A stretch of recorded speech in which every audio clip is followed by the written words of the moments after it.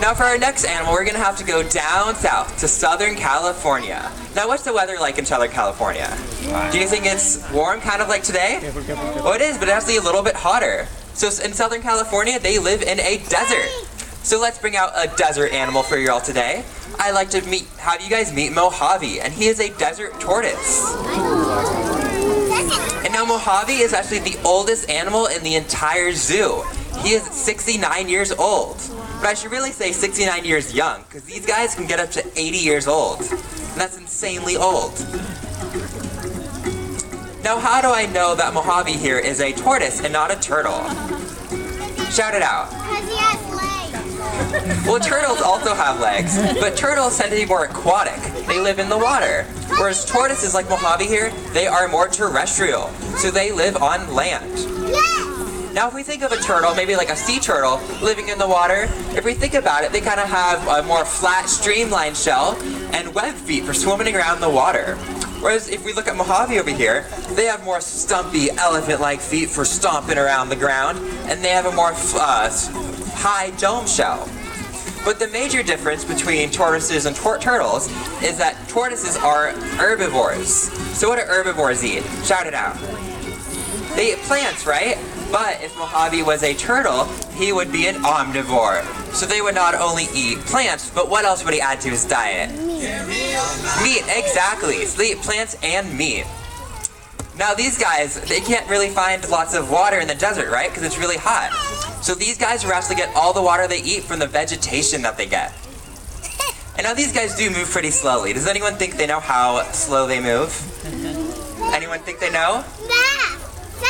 Well, not really fast. They actually move about 8 feet per minute, which is about how fast I move on my weekend. So I think Mojave here did a great job. Let's give him a round of applause.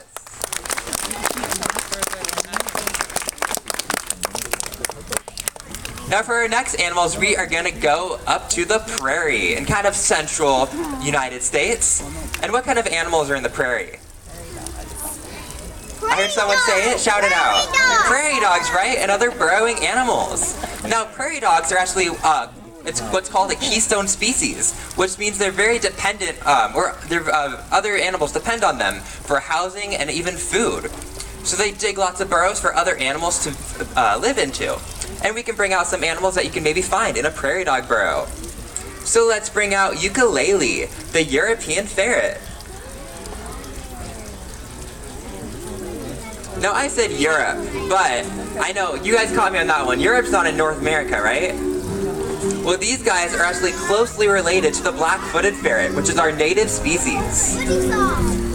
So now these guys are very good at going into burrows. If you look at their long body and tiny little arms, that makes it perfect for them to go into burrows and even catch lots of mice and other animals that live in burrows.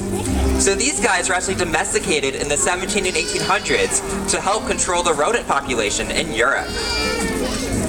So now we learned about herbivores, we learned about omnivores, but ukulele here is neither. Ukulele is what we call a carnivore. Now what do carnivores eat? Shout it out. They eat meat only, exactly.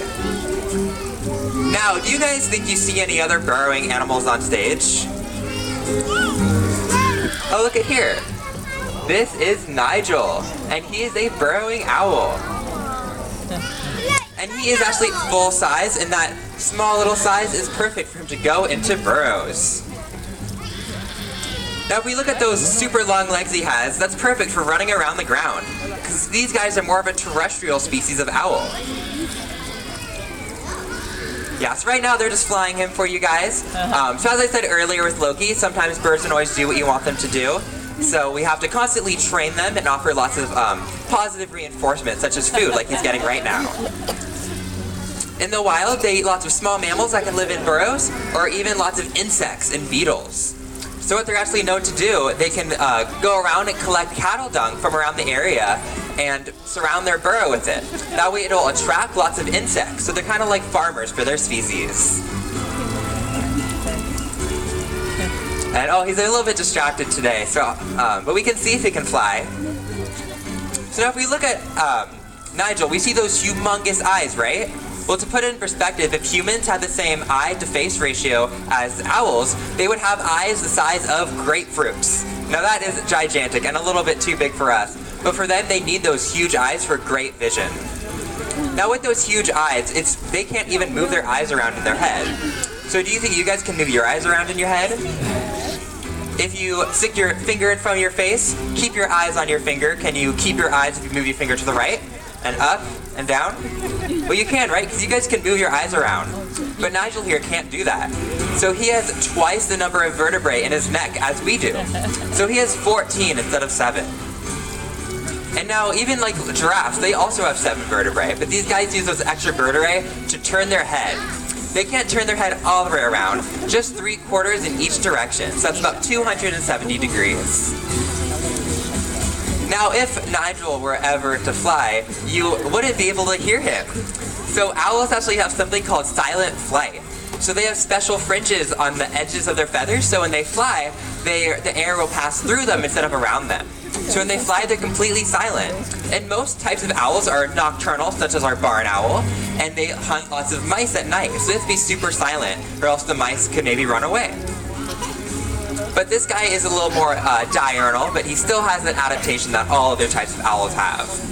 Whereas if you look at a turkey vulture, they are very loud flyers because they hunt dead animals. So they can be as loud as they want when they fly.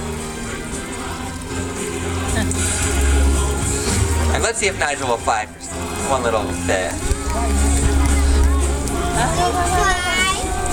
Yeah, it's hard to get a bird to do what you want to do, but there you go. So I think Nigel did a very good job. So let's give him a round of applause and keep on clapping for all of our burrowing animals.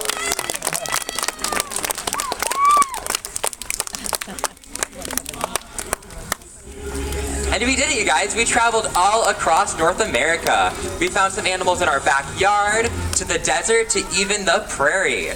So I'd like to thank all of you for coming along with me and traveling with me.